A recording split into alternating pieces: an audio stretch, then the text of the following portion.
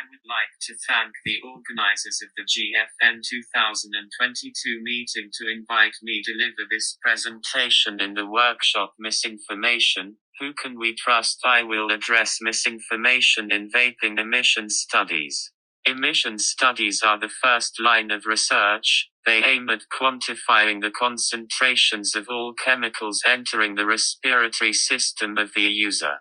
These chemicals will leave a biological signature that might cause harm. This can be verified by further research, biomarkers and clinical studies. Human task in analytic chemistry. Since instruments cannot be placed inside the mouth and throat, the emissions from vaping must be tested by generating the aerosol by vaping machines adapted from the design of smoking machines. A pump sucks, inhales, and generates aerosol from a vaping device. The aerosol is collected by tubes and syringes, diluted, liquefied and then analyzed by specialized instruments.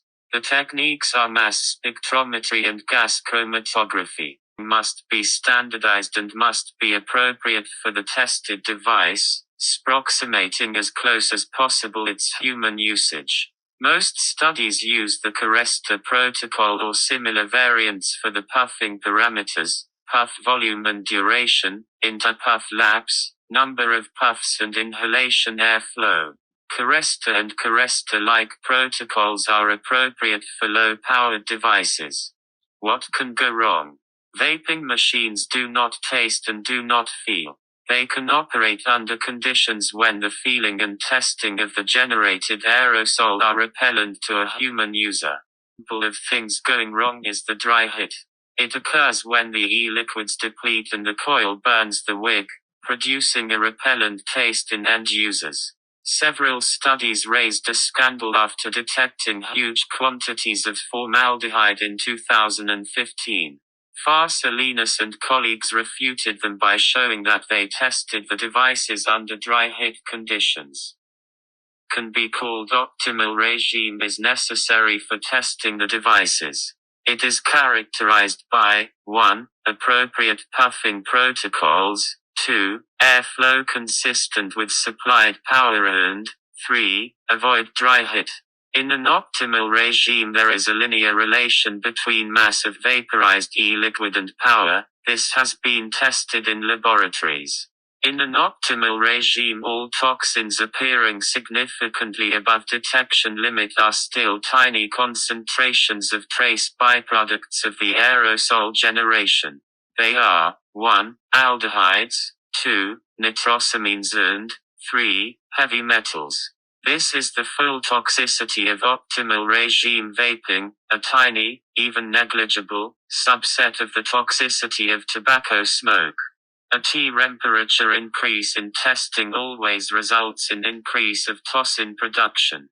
In the optimal regime the increase is very small, but outside the optimal regime overheating conditions produce a significant increase in toxin concentrations.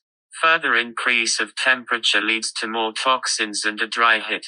However, even under an optimal regime, it is important to stress that laboratories testing does not reproduce human vaping experience. Do you know of any human vapor who would vape 50 or 100 contiguous puffs, one after the other every 30 or 60 seconds, taking care that each puff lasts 3 or 4 seconds? Within an optimal regime there is experimental evidence that regimented puffing might generate an aerosol that could be too hot for human end users though still below overheating conditions. Also, because of the temperature increase of regimented puffing the small concentrations of toxins detected in the optimal regime might be larger than those that would be inhaled in real life with same device. There is experimental evidence of the increase of temperature at the device mouthpiece in regimented puffing. Notice that user comfort requires mouthpiece temperature to remain below 60 degrees. As shown in the graphs of temperature at each puff number, in low-powered devices the temperature increases but remains below 60 degrees, the area in blue. However, for higher power, like 30 watts, the mouthpiece temperature rapidly grows above 60 degrees.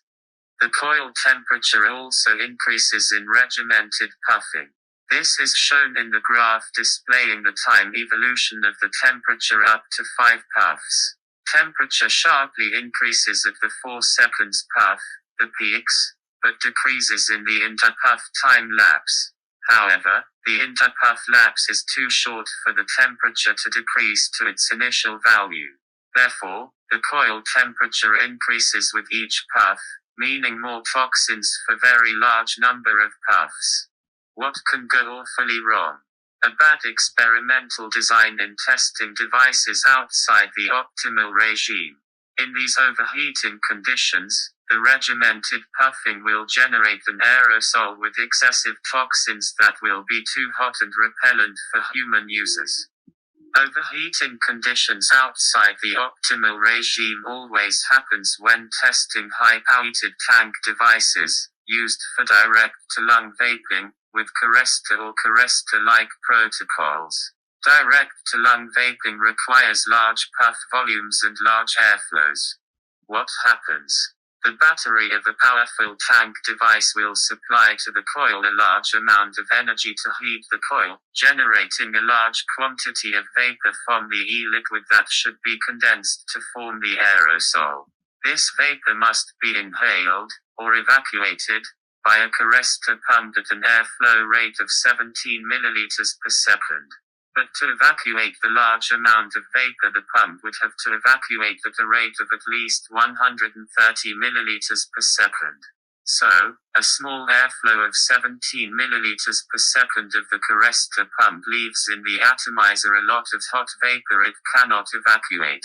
More hot vapor accumulates in each puff, and thus the device becomes very hot with subsequent puffs, which increases toxin production. All studies reporting detection of excess content of toxins are flawed. They tested the devices outside their optimal regimen under overheating conditions.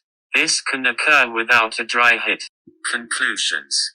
Laboratories testing within the optimal regimen is very useful for quality control and device comparison, but can only provide a proxy value to approximately assess health risks, for example by comparing with testing cigarette smoke.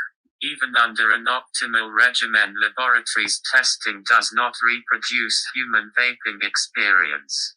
Temperatures at the mouthpiece can rise to levels that would be uncomfortable for end users.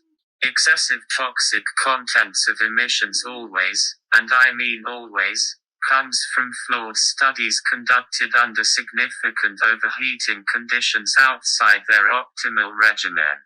Anti-vaping sources, such as the WHO, academics, anti-tobacco NGOs, groups funded by Bloomberg Philanthropies, act as merchants of doubt, citing and quoting these flawed studies to claim that vaping emissions are full of toxic chemicals, casting unjustified doubt and confusion on the safety of vaping.